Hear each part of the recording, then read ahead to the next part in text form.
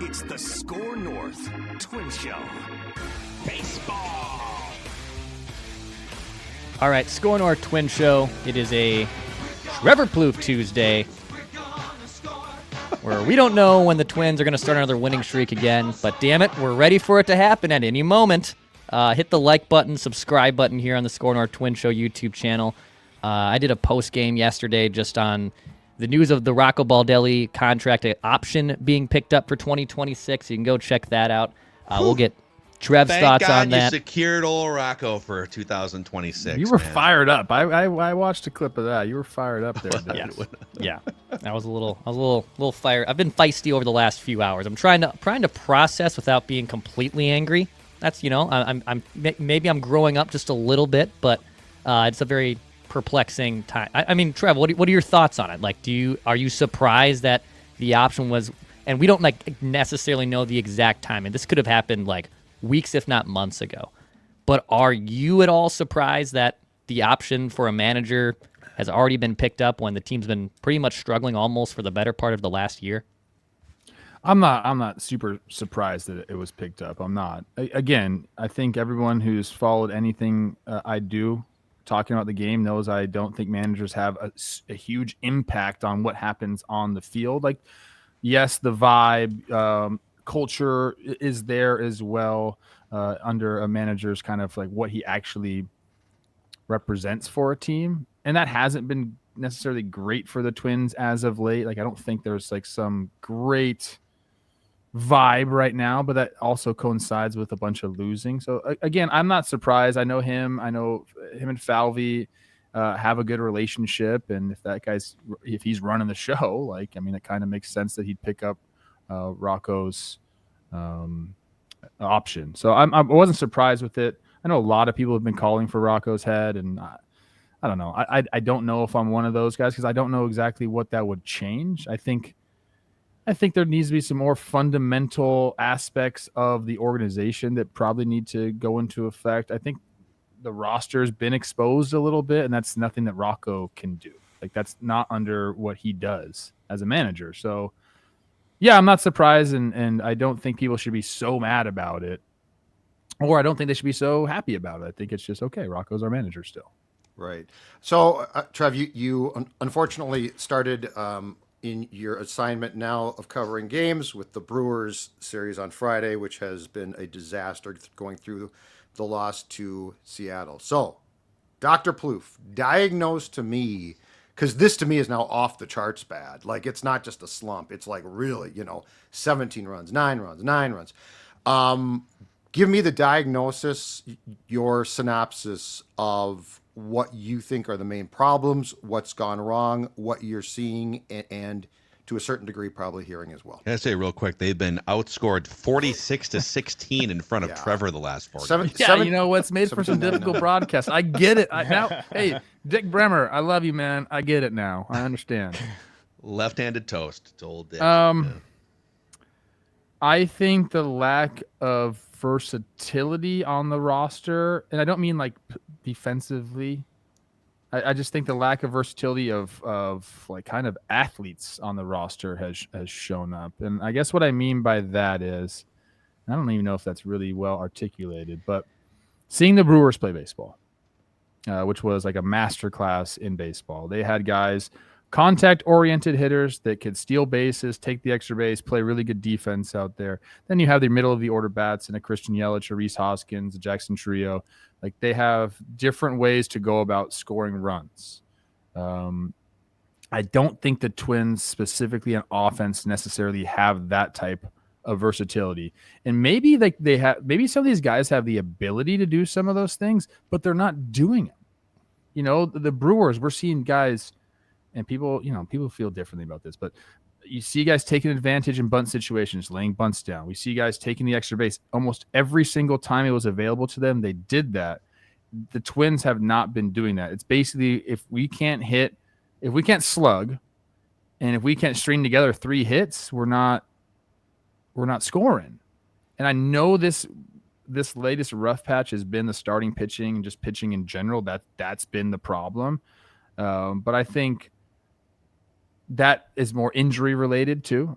Bailey hasn't been himself. There's something mechanically is going wrong with him. But the injuries to Pablo and Zebi expose a little bit of that depth that I've been talking about. But on the the position player side of things, I think that's where the biggest adjustment has to come. There needs to be more chances taken. That needs to be driven home to guys. Like, take the extra base when we can. Be advantageous in these situations where they're giving you a bunt. We need more runners on.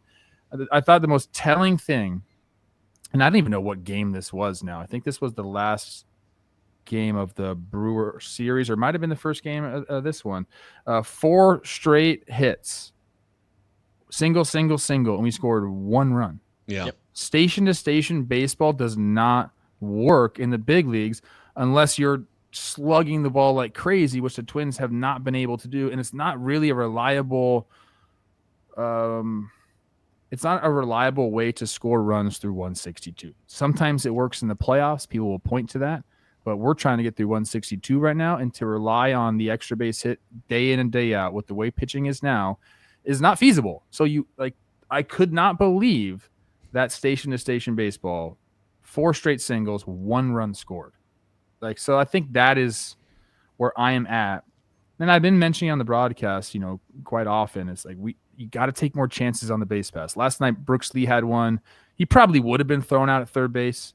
It was a ball to Julio Rodriguez's glove side, not hit too deep, but there was just no thought of going to third base. And I think that was my more overall point was he didn't even make him throw the ball to third base. There wasn't like, hey, I'm gonna take a hard turn here or something. It was just like, I'm going to second, and that's it. And I think other teams, the good teams, aren't doing that. Like, they are aggressive on the base test because they understand right now in this game, 90 feet means so much because it's very difficult to string together all those hits. That's kind of where I'm at. I would say too, and maybe this goes beyond from this season into next year, and especially if Rocco obviously is indeed the manager for this season and all of next season. My number one thing is to find an identity, like to find what do you want to be, especially as an offensive team. Like, they have basically no speed on this roster except for Buxton, and Keyshaw can steal bases, but he's still a long ways away. They have some of the slowest dudes on earth in Ty France and Christian Vazquez. They're not a great power hitting team. They don't take the extra base well. They don't play small ball well. Find one thing that you want to be really good at and lean all the way into that. Then I think you actually have the bones of something that you can hang your hat on, right? Cleveland Guardian baseball, Milwaukee Brewer baseball. When they had the Bomba Squad in 2019, it was all about home runs. They are not elite, and they are not even above average, in my opinion, at anything offensively. So that would be my number one thing to try to figure out. What can you be as an offense going forward? Yeah, I mean, I think it is a personnel issue, as far as running the bases. You can't just snap your fingers and say, all right, guys, let's start running the bases better. It's something that has to be preached. Yep. I went and talked to Pat Murphy, the manager of the Brewers, and I asked him, I said, what do you attribute the ability that you guys have to run the bases? Like, how do you do it? You can't practice that during the year. You just can't. There's nothing that you can do. And he said, man, you have no idea what we did in spring training. We had minor leaguers come out there, play the outfield, and we had our guys run, and they hated it, but we did it day after day after day because we wanted to put it in their minds. And if you followed the Brewers at all earlier in the season, Murphy was mad. He took Sal Frelick out of a few games, or one game, another guy out of a different game, had closed-door meetings about, we're not playing the kind of baseball we need to play. Like, they have an identity, and he was holding them to it. And now we saw them just, again, some of the most impressive baseball I've seen in quite some time come from the Brewers against the Twins. But, yeah, they have the personnel. They knew going into the year, this is the type of team we had to be. And if you're going to be a Twins team, like, if you want to slug and outslug everyone, then be ready to pay up. Like, your payroll needs to skyrocket because that's power costs money. And we're seeing other teams who spend a ton of money, they can outslug you. The Dodgers can outslug you. Okay. Bottom line, they're going to do that. And that's their MO. That's their identity. If you're the Twins and you're going to have a middle of the road payroll, I would focus more on, team speed, team athleticism. Run prevention right now is much cheaper than run scoring. And that's why we're seeing teams like the Rays and the Brewers have these types of teams, because they understand what their payroll is going to be, and they can't go out and get these free agent hitters. So, hey, speed's cheap. Defense is cheap. Like, we're going to go do that. The Twins have been kind of like in a middle ground there where they don't really know. Are we going to go out and sign big-time free agents? We did it with Carlos Correa. You're not going to do that. That's not going to happen. It's going to be hard to convince people to come here anyway. So I think they need to lean more into that. If you can develop power like you did with Matt Wallner, and maybe you got some guys coming that can do that, great. But if I'm the Twins and I'm the front office and I'm going forward, I am like, we're a run prevention team. That's what we're going to be. Yeah. I love the way that, like, you brought up just being more aggressive on the base pass. And yesterday on our State of the Twins episode of the SKOR North Twins Show, one of the things I said was, if you had 10 seconds, just an elevator pitch, and someone said, hey, Trev, why should I be interested in the Twins? Or, like, sell me on the Twins. I don't know what you would say in those 10 seconds right now, because, like, you know, for a while, maybe it was the bullpen pitching that's kind of blown up. We don't really know what their identity is supposed to be offensively. Like, they find a way to cobble together runs sometimes. But when you go back to, like, the Twins teams, not that these were perfect teams in the early 2000s, like the franchise that drafted you, basically, and the organization you came up with, I feel like there was a lot more attention to detail, to athletic ability. And I just out of curiosity, just to validate my point here, it felt like the Twins scored a lot of runs in the margins. They weren't the best power hitting team. They had a couple power hitting guys, Torrey Hunter, Morneau, Mauer in 2009. But it was taking extra bases. It was productive outs. It was stealing bases. It was run prevention, these things that don't necessarily flash in a box score. And sure enough, so Baseball Reference literally tracks bases taken. It's how often did you advance on a fly ball, a pass ball, a wild pitch, a defensive indifference, like you're putting pressure on another team by taking extra bases. This year's Twins team is dead last in that category. The 2009 Twins were number one in the American League in that category. And there's a million other metrics we could look at. But that's a big reason why those teams, the Smellum Twins, the Dirty Jersey, like, think about the athletes on those teams, dude. Span, Gomez, Alexi Casilla, Nick Punto. Like, you had athletes on those teams that were maybe flawed, but guess what? They're going first to third on that little bloop single to right field every single time. Yeah, it's and I think that is a fun brand of baseball that can draw people to the park. I mean, that's exactly what Manfred was trying to do with limiting the shifts, with the disengagement rule, with the pitch clock. Like, they wanted more of this baseball. And I think the teams that realize that, oh my gosh, like, stolen bases are going to be easier to come by than ever. The teams that realize that are the teams that are winning without big payrolls right now. Like, we're going to go take the extra base. I don't need a guy that can hit a double. If I got a guy that can just get on base and steal second, what's the difference? Mm-hmm. Like, I just think that's where the Twins need to focus on the future, and they don't have that roster right now. Like, they're just, you mentioned there aren't guys. Willie Castro and Byron Buxton right now are the only guys that can steal bases on that roster. I do think they can improve base running aggressiveness this year, and why not? Like, why not try it? That was my thing last night with Brooks Lee, and hopefully he's not like pissed to me today. I think he's a good kid, and I feel like I've been kind of like harping on him a little bit lately. A little bit defensively, a little bit on the base pass. Why not try it? Let's get aggressive, dude. If we get thrown out, we get thrown out. Who cares? Like, we're at a spot now where we need to learn what we can do. It's crazy to say that because it's June 24th. That's usually stuff that's saved for spring training or early in the season. But now, like, what do we got to lose? You know what I mean? Like, we're 3.5 games back in the wild card, 1 million games out of the division. If we want to turn things around, we can't just keep doing the exact same thing. Yeah, like, we have to get on base when we can. Like, man, the thing that makes me the most upset is guys that are going through prolonged slumps that do not look good at the plate, and the third baseman so far back. Like, why can't we just attempt the base hit bunt? Like, I talk about it all the time.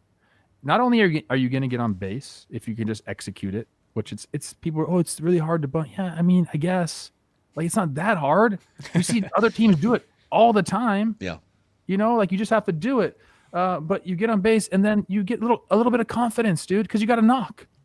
And that changes your offensive perspective. So I like Vasquez had a chance to do it yesterday and just like didn't do it. I'm like, I don't know, man. Like, you're not feeling it at the plate right now. Like, give it a shot. Like, I just think you have to take some shots right now that the Twins just really, I feel like they're kind of stuck in their ways not taking those shots. One other thing, to that point about like taking a shot. Back to the stolen base thing for a second. And this is what I'm about to say is not the reason why the Twins are not, 10 games better in the standings, but it's a microcosm of they would construction-wise and strategically would rather just avoid taking risks on the base. Just let's let the bats do the talking, right?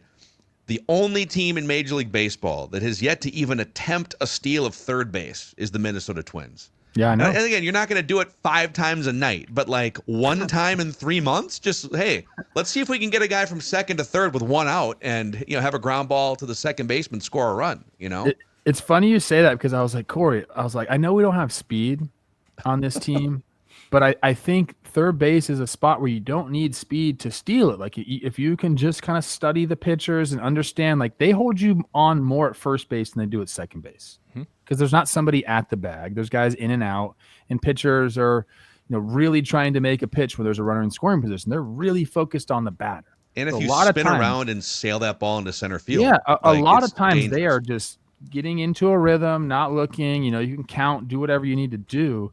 And Corey's like, do you know that we haven't? Because I was like, I feel like we don't do that at all. And he's like, do you know we haven't even attempted it once this year? I'm It's like, crazy. Holy shit, are you serious?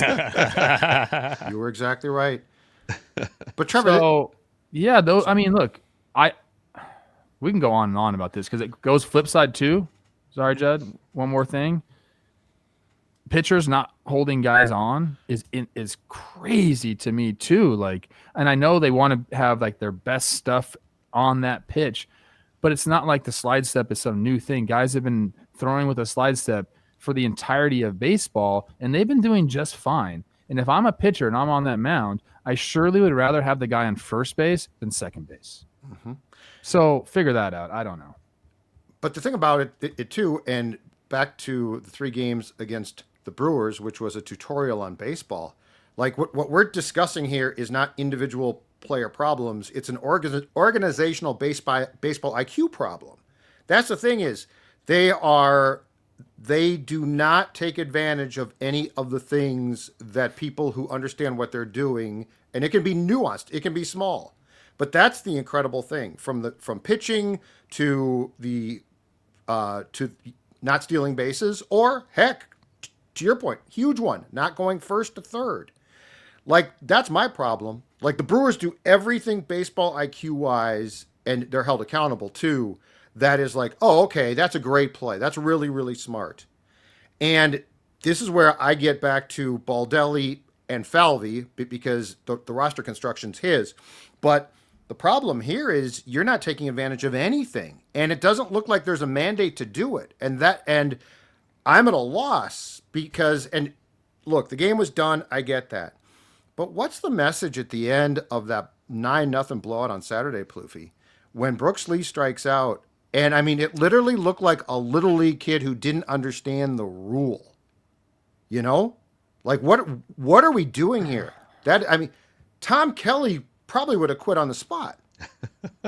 Yeah, I know Rocco said he talked to him, had the discussion, and it wasn't going to happen again. I like Brooks Lee. I think he's going to be a very good player. Yeah. At this level. I guarantee his dad probably called him and said, what are you doing? Right. You can't do that. Especially, look, you don't have much dirt on your spikes.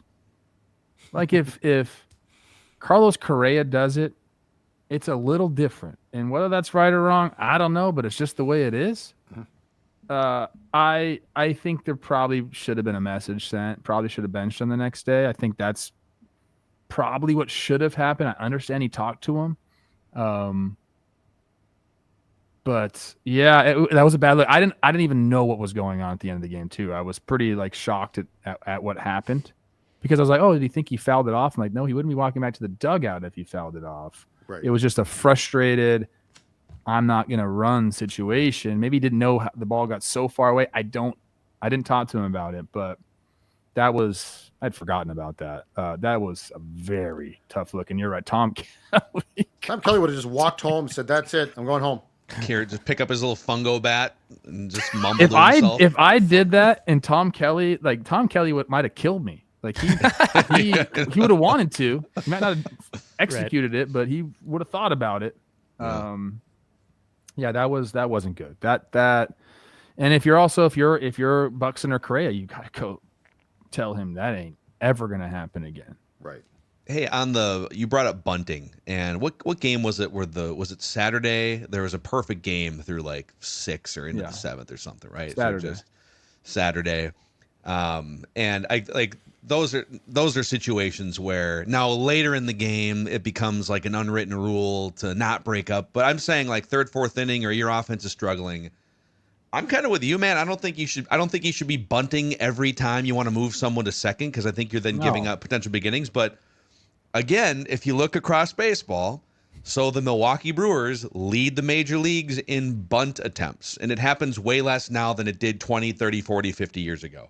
But the Milwaukee Brewers are 13 for 20 when they drop down a bunt in play, like for a hit. Like hits? So they're batting .650 on bunts, but then there's also 17 additional sacrifices where it's deemed a sacrifice. Most of those are 1st and 3rd plays that they're doing, where you're getting a sacrifice. Yeah. So they're 13 for 37, which is what? Is that 300? 13, 20? It's like a 350 average. They're like batting .350 overall on bunts, and 17 of the outs are sacrifices, where at least you move someone over, right? So it's like pretty productive. Scroll. The team that has bunted the fewest amount of times this year is the Minnesota Twins. They've attempted 3 bunts on the entire season. It's like, agreed philosophically, let's bunt a little less than 25 years ago. Totally makes sense on the math. It's like they take these things, same thing, like you can't just be trying to steal bases and getting caught stealing every time. But they've taken some of these analytical philosophies to the absolute extreme, and it's costing them. You hear players and managers all the time too, Trev, and I've heard it in the locker room, or just rock like, oh, well, we're getting BABIP to death and all this, we've had a bunch of hard luck balls. And look, if you're stroking a ball so hard with launching, like, I get it. Most of the time those balls are going to fall in, like that. You feel good about that. But at the end of the day, like, dude, I don't think it's just bad luck when it's all this sample of losing 14 of 17 games. Yeah, it's really, I feel like I have to like defend this position, and there are times where I feel like I am the old guy in the room, and they're like, you don't understand ball. And like a lot of ex-ball players feel that way now. They go back into a clubhouse and say, well, actually the numbers say this. And I'm like, okay, cool. Like I played the game too. Like I've been the game that much different than it was 50 years ago. The thing is, it's not. And I think because we've gone so far away, I've said this before, man. Like we've gone so far away. Like the bunting is way down. Okay. Which means not like guys don't bunt as much, so they're out of practice. I understand that. It also means that the team that's fielding is also out of practice. So it's advantageous at times. I do not want you sacrifice bunting with a runner on first base. Like that doesn't make any sense to me. I'm not talking about that. I'm talking about, if you see the third baseman playing in left field and you're struggling at the plate, lay one down. Or if your offense has been sputtering a little bit, lay one down. Or you know what I love? And people might hate this, and maybe the numbers don't tell me or say this is a wrong play, but say I'm up 3 runs or 4 runs and I got first and second, I'm bunting because I want to add on to make it, to increase that lead to a point where that other team feels like that game is lost. There's pressure in games that comes. It's a human feeling, an emotion that maybe the computers don't capture, but like there are times a 3-run lead, I'm like, dude, that's freaking a couple bloops and a blast away. A 5-run lead? Nah, man, probably gonna. Don't you think the pitching decisions are different between a 3-run lead and a 5-run lead? Yes. Coaches make completely different decisions. Yeah. Okay. We're gonna get a different guy out of the bullpen. We're not gonna get a bullpen guy trying to keep the game to a 3-run game, we're going to get the slop guy because it's a 5-run lead. Like there are still situations where like you just have to take advantage of, and that is within the game. You're not going through with your notebook prior to the game and saying like those aren't going to come up, but when it happens in a game, like a ball player sees them, a manager should see them, and then that's when you take advantage. I'm not planning on going in there bunting all the time, but like for the Brewers, man, they were up 5 runs, and Christian Yelich and Williams Contreras, first and second base, 2 of their veterans, middle of the order guys, they were about to steal second and third with 2 outs because they wanted to get 2 guys in scoring position because that's the brand of baseball they play, and they know our pitchers don't hold anybody on. And that's being in the game, finding spots to take advantage of the other team instead of just saying, fuck, we got to get some guys on and hit a homer here. Right. It's not, it doesn't work. We need Cody Clemens to hit a 3-run bomb right now. And he did that for a while, and it was great. He's right. He hit him for like a month. Now let's get it from Jonah Bride. That's awesome. What about Jonah? Come on, Jonah. So Trev, though, you hit on a point that I'm seeing, and it feels like I'm seeing a lot now. And Ober played this card in his post-game presser last night, and I'm gonna guess this is where your era and this one really have a problem, and it's this. Bailey started talking about, he had seen the advanced metrics, and they said you shouldn't have been that bad. It shouldn't have been that bad. Bloops are killing me. It feels like though, and it's funny because the old saying is it's baseball, right? Weird things happen in baseball, but it feels like, and I don't know if this is the analytics staff, if this is people individually, but they are trying to use if you look at this metric, I was just fine. I wasn't that bad. And it's like, Bailey, I got bad news, dude. You had an inning that was epically bad. And there's no absolving it. There's no getting around it. It's a weird game. It's not built on it should have been caught. It's built on was it caught? And I'm going to guess that drives your era crazy because I hear it and it's almost like a justification as a bailout for you saying, you know what, that was unacceptable. We used to say some of the same things to try to keep our confidence of, hey, man, I hit the ball hard today, and like nothing you can do about it. But now, yes, there's a lot of expected stats, and guys are looking at that saying, well, better days are ahead because my expected stats say so. And like, I'm not opposed to that. I'm not you know what, like any way that you can keep your confidence, I'm down for. But when you're saying that, you should also be, looking at yourself in the mirror, what can I do better? Because you got to have those expected stats need to become real stats eventually. You can't just keep saying that, and you can't just go through the whole year. I guess I was just unlucky. I mean, like there are times where that is the case, but I think that I don't know, man. Like sometimes you have to make adjustments, and I think that is something also that we haven't really seen a ton of. This Twins team is like just making an adjustment, like move in the box if you have to, if you can do that. It's just when you're not going well, like the Twins are, and you're so close to being a team that's going to sell at the deadline and just waste your summer, which is like, I'm telling you, I played on shitty teams. I've been a good player in the league and I've been a bad player in the league. I have a lot of experience in kind of like all the situations, right? So you don't want to be in July saying, well, that was another one. Now I got to play for myself. It's the worst brand of baseball. It makes it very difficult to show up to the yard. So yeah, you got to find ways to win baseball games. And like, sometimes you're gonna have to do some things you may not feel comfortable doing, but if you're sitting here now, what are they out of the Central 10 plus games? It's like 11 and a half, I think, this morning. Yeah. And you're 3.5 out of the wild card with many teams to jump. I mean, you got to look in the mirror a little bit and say, hey, let's change some things up here. Let's try soccer. Yeah. How about that, Dex? Do that. Exactly. Yeah, let's try a different sport. Tell us about it. The quarterfinals of the 2025 CONCACAF Gold Cup are coming to Minneapolis, and my sources tell me Team USA is going to be playing at US Bank Stadium in front of the Zolgads. Judd's going to grace US Bank Stadium and Team USA with his presence. You can get tickets Sunday, June 29th at US Bank Stadium, the premier national team tournament of the summer. Ticketmaster.com or check out goldcup.org/tickets, ticketmaster.com or goldcup.org/tickets. Dex? I feel like with the Element Hotel, I should just let Trevor Plouffe do the read. Like Are you at Element right now? Or can we? You don't want to disclose where you're He's at. aware- I'm no, out he the is- Element this time. He's Okay. not at I've the been Element there. this Love time. that hotel. I'm Yeah. not there today. But he's been there before, and in room. it's a great spot, steps away from the ballpark too. So whether Literally you're in steps town, away from the ballpark. yeah, you stumble just down the entire. No, don't stumble down the steps. But it is steps away from Target Field. Whether you're a road team, road fan coming in, or whether you're just looking for a staycation or a night in downtown Minneapolis, go to the Element Hotel, scorenorth.com/element for a 15% room rate. A few things here left on our show with Trevor Plouffe. Doesn't sound like anything is close on Luke Keeschall coming back yet. He's taking grounders, which I guess is encouraging, but still probably weeks out from returning to the Twins. I would just putting tea leaves together.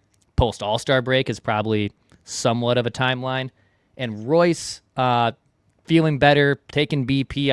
I think you were out there or near him, I think, Trev, when he was taking BP or getting some fielding work done yesterday, but could be on a rehab assignment within the next week. So some guys at least Royce, in Royce's case, is closer to returning to the Twins. I think Keeschall, from the talks I've had with him, I think he took some swings off a tee, and that's the first step there. So, I guess if you're being cautious, like after the break, but I don't think the Twins have the luxury of being cautious. If he's feeling good and can do these things, I assume they're going to try to not rush him, but let's not baby it either. A broken bone heals and you're good. You're not going to hurt it anymore. So I'd expect if I'm him, I'm like, let's go.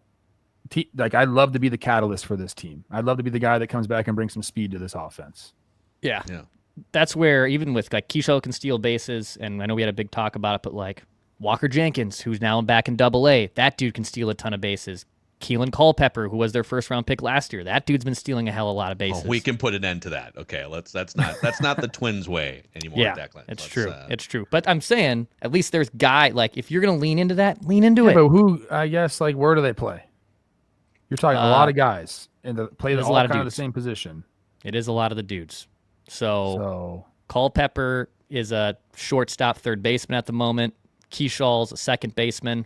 Logjam of Royce, Carlos Correa, Keeschall, Culpepper makes things difficult, doesn't it? Look here. Let's end on a positive note. Okay, Carlos Correa looks like he's seeing the ball really well right now. Last couple games, hitting the ball really hard. Hits the homer, also spraying the ball around the park. That looks really good. If he starts being more of an offensive threat, that's huge for the Twins. Royce does seem like he's feeling better. He needs to come back and be a guy. We need to have that. And those two guys right there adding to the offense is huge. They're going to have to figure some stuff out with the pitching staff. I don't have any background on this. I haven't really looked myself either, but it seems like Fest has got to be tipping pitches somehow. There's just too many huge swings, too many balls outside of the zone where guys are getting their barrel to, and the outings just kind of line up with something. They got to figure out something there. The starting pitching to me is a little bit scary right now. That's kind of what Ober thought happened in the third inning yesterday. He didn't say tipping pitches, but he was so locked in for the other innings of that. He had a hilarious kind of stat line of 7-7-7-7-7. But he thought maybe do they have stuff on me? And he was and of course as a pitcher, I have to now counter, right? Did he I have to make the change adjustment. from after the third inning? No, I don't think he did. Changed things up. No. Then to me that means no. He was just what I saw was just middle of the plate with some off speed pitches. For him, he doesn't throw that hard. I know the perceived velocity is up there, but if you're a guy that doesn't have that extra velo to garner a little bit of leeway with a missed spot, you have to be location's your friend, and it better be your best friend. I thought that during that inning he just didn't have that. But look, the paranoia. Let me tell you this: every single team has guys scouring video for tells. Twins do as well. That's a big part of a baseball team now. Can we be better than the other team at finding these tells? And it's crazy. Like, I thought there'd already be AI involved in that, and maybe there is, and I'm just not privy to it. But That's interesting. Yeah, doesn't that make sense that would already have happened? Oh yeah. You wouldn't be able to use it maybe in game, but you could literally take a pitcher's last 500 Well, what are you pitches. going to tell? You can't tell somebody that works for the team that has access to all these cameras and say, "Hey, when you're at home, like, don't put it into this program that you have on your computer." Like, how are you going to police that? Yeah. And I don't like that. I don't want that in the game. I've said that many times. Like, I want what I want is only uniformed personnel making like those calls, but that's out the window already.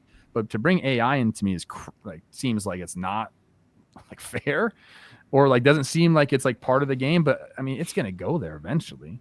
Yeah.